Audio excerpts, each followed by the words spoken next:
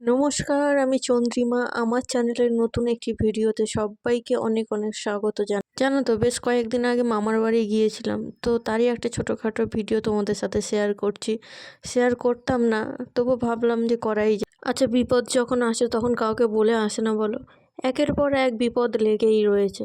তো মামার শরীর খারাপের জন্য মামাকে দেখতে গিয়েছিলাম সবাই, আমি, মা আর বাবা, তিনজনে।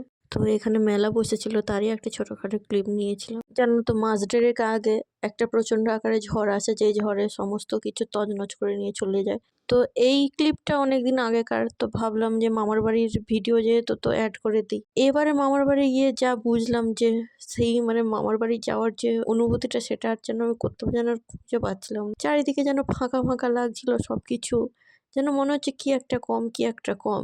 তো এইটুকু ভিডিওর মধ্যে তো আর বলে বোঝানো যাবে না যে কেমন হচ্ছিল সেই মুহূর্তে।